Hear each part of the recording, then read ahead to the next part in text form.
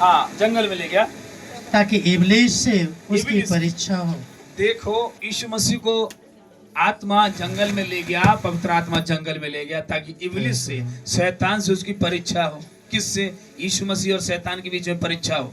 कौन? पवित्र आत्मा ले गया। कब? जब 40 दिन का उपवास था यीशु मसीह, तो जो पवित्र आत्मा है जंगल में ले गया ताकि शैतान से उसकी परीक्षा हो।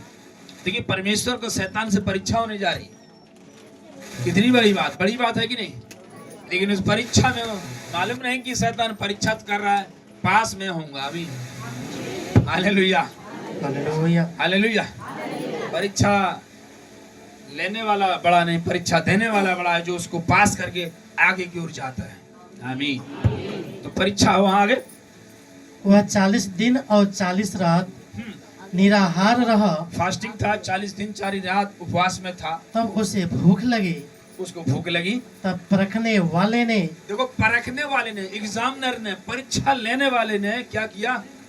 पास आकर उससे कहा, करीब आकर कहा, यदि तू परमेश्वर का पुत्र है तो कह दे, यदि तू परमेश्वर का पुत्र है तो कह दे कि ये पत्थर रोटी बन जाए। ये पत्थर रोटी बन जाए। आमीन। यीशु ने उत्तर दिया। अभी रुक जाइए यहाँ पर। आमीन। अब शैतान, पहली परीक्षा हुई यीशु मसीह की, खड़ा हुआ, शैतान भी आ गया क्योंकि वो 40 दिन उपवास था, रातों दिन उपवास था, कुछ खाए नहीं, और आखिरी समय थी कि चलिए वो कुछ खाने। थोड़े से आप लोग आगे की तरफ खसा खाएंगे, थोड़ी थोड़ी सभी लोग थोड़ा सा आगे की तरफ, थोड़ा सा सभी। 40 रात उपवास था, निराहार रहा, फास्टिंग था, प्रार्थना में था, उस जंगल में, बाग में, पहाड़ में 40 दिन अलग अलग जगह प्रार्थना कर रहा था। जैसे अभी 40 दिन का 14 तारीख से प्रार्थना उपवास चल रहा है, 40 दिन। आमीन। हालेलुया। तो ऐसे यीशु मसीह उपवास में था 40 दिन 40 रात, और उसी दौरान उसकी परीक्षा हुई। उपवास भी था और परीक्षा शुरू हो गई। आमीन। एक तो उपवास है 40 दिन, और उसके बाद शैतान से उसकी परीक्षा हुई। आत्मा जंगल की ओर ले गया ताकि शैतान से उसकी परीक्षा हुई। देखिए परमेश्वर प्रभु यीशु मसीह की परीक्षा करने के लिए ले गया वहां पर, और वहां पर क्या कह रहा है शैतान? पहला सवाल शैतान ने किया, परीक्षा दिया कि तू यदि परमेश्वर का पुत्र है तो बोल दे ये पत्थर जो है रोटियां बन जाए, ताकि तू उपवास से तू खा ले, तेरी भूख मिट जाए। पहली परीक्षा। आमीन। अब यीशु मसीह ने वहां सटीक जवाब दिया, पास होने वाला, और वो जवाब क्या था? पढ़िए। यीशु ने उत्तर दिया, लिखा है मनुष्य केवल रोटी ही से नहीं, मनुष्य रोटी से ही नहीं, परंतु हर एक वचन से जो परमेश्वर के मुख से निकलता है, मुझसे निकला है, जीवित रहेगा। आमीन। आमीन।